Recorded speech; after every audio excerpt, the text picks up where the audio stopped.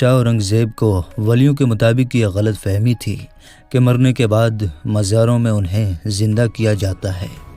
اپنی اسی وہم کو دور کرنے کے لیے بادشاہ اورنگزیب ایک روز غریب نواز کی زیارت کرنے کے لیے اجمیر شریف تشریف لے گئے، اور جب اجمیر پہنچے اور اجمیر پہنچ کر اورنگزیب نے اپنے کاجی سے کہا کہ چلو مان لیتا ہوں کہ غریب نواز اللہ کے ولی ہیں، مگر میں تبھی مانوں گا جب میں ان کو سلام پیش کروں گا تو مجھے سلام کا جواب ملنا چاہیے۔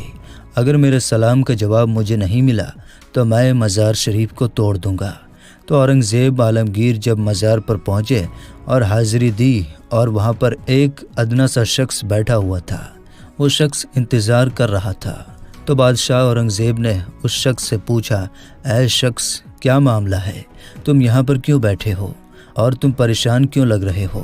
تو اس شخص نے بادشاہ اورنگزیب سے فرمایا، حضرت میں آنکھ سے نابینا ہوں، یعنی میں اندھا ہوں، اور کافی عرصے سے خواجہ غریب نواز رحمۃ اللہ تعالیٰ علیہ سے دعا کر رہا ہوں کہ میری آنکھوں کی روشنی واپس آ جائے، لیکن کوئی فائدہ ہی نہیں ہوتا۔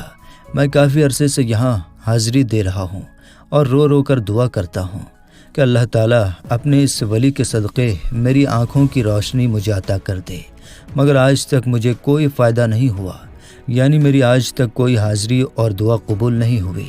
تو بادشاہ اورنگزیب نے اس اندھے شخص سے کہا کہ میں مزار پر سلام پیش کرنے جا رہا ہوں، اور جب میں واپس آؤں اور تب تک تیری آنکھوں کی روشنی تجھے نہ ملے تو میں تلوار سے تیری گردن اڑا دوں گا۔ اتنا سننا تھا کہ وہ اندھا شخص اور زیادہ پریشان ہو گیا اور زیادہ غمگین ہو گیا، اور وہ اندھا شخص یہ سوچنے لگا کہ اب تک تو میری آنکھوں کی روشنی نہیں تھی، لیکن اب میرے گردن کی باری آ گئی۔ یعنی وہ اندھا شخص کہنے لگا کہ اب تک تو میری آنکھوں کی روشنی سے ہی میں پریشان تھا کہ میری آنکھوں کی روشنی نہیں ہے، میں اندھا ہوں، لیکن بادشاہ نے اب میری گردن اڑانے کی بات کہی ہے، یعنی اب میرا بچنا تو بہت مشکل نظر آ رہا ہے۔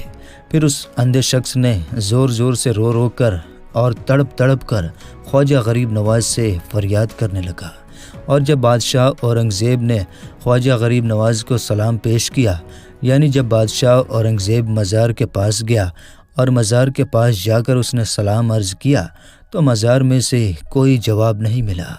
جب بادشاہ اورنگزیب نے ایک مرتبہ سلام پیش کیا تو جواب نہیں ملا۔ پھر بادشاہ اورنگزیب نے دوسری مرتبہ سلام پیش کیا، پھر بھی سلام کا جواب نہیں ملا۔ پھر بادشاہ اورنگزیب نے تیسری مرتبہ سلام پیش کیا تو اندر سے سلام کا جواب مل گیا۔ یعنی سلام پیش کرنے کا مطلب یہ تھا کہ جب بادشاہ اورنگزیب نے السلام علیکم ورحمۃ اللہ وبرکاتہ کہا تو اس کے بدلے میں مزار شریف کے اندر سے کوئی بھی جواب نہیں ملا۔ پھر دوسری مرتبہ بھی بادشاہ اورنگزیب کو سلام کا جواب نہیں ملا، لیکن جب تیسری مرتبہ بادشاہ اورنگزیب نے السلام علیکم ورحمۃ اللہ وبرکاتہ کہا تو اندر سے آواز آئی کہ وعلیکم السلام ورحمۃ اللہ وبرکاتہ۔